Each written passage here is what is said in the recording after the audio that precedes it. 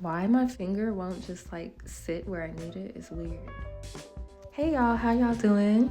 I'm back with another video. I'm here to go over an authentic version of how I paint my French tips. This is me right now just prepping for application.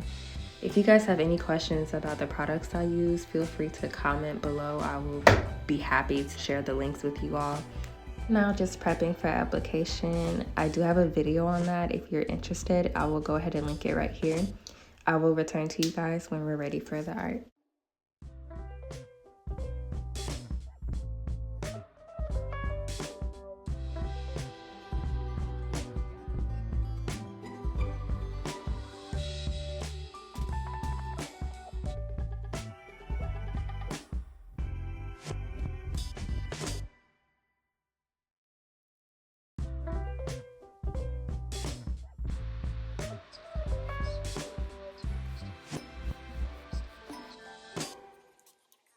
It's now time for nail art, and I'm scrubbing the surface with alcohol. You could also follow it up with a lint wipe. For my Frenchies, I like to create very thin lines on each side and then create those diagonal lines that cause them to meet at the tip. So however high or low you want your Frenchies, that is up to you.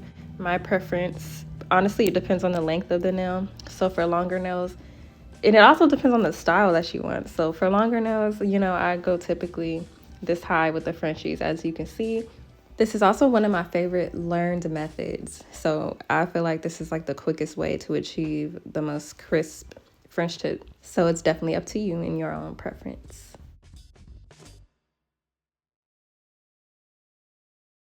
For those interested, I'm using this cat eye polish. It's so cute. I usually don't mess with purple or in pink too much, but like I love it. So on to the next French tip. One thing to consider to improve your line art and your line work in doing nails is the quality of your nail brushes. Your line work can also be affected by how you're taking care of your brush. If you're using too much acetone, you know, the bristles can become very frayed. So even with that, I learned that you can put your bristles in hot water to kind of refine them. And if you find it necessary, you can even go and get a brush cleaner solution. From my experience, just make sure you consider those things before you immediately revert to the idea that you just can't draw French tips. Like, you can do it. Anyone can do it. I'm doing it here. And I love doing it. Personally, I have beef with my thumbs. Like, I hate doing my own nails at this angle because it's just like the most awkward angles for me. Doing your own nails in itself is just kind of tiring, but like I feel like it's worth it because like now you can step out with your own art, your own work, and you ain't even really pay for it. Except with blood, sweat, and tears, you know? Make sure y'all make those lines crispy. I mean, I love to have a pointy French tip. Like I like the corners, those inner corners right there, to be crisp. So it personally, you know, you don't want them extra thick looking and just varying off into the middle of the nail because it's going to take away from that traditional look.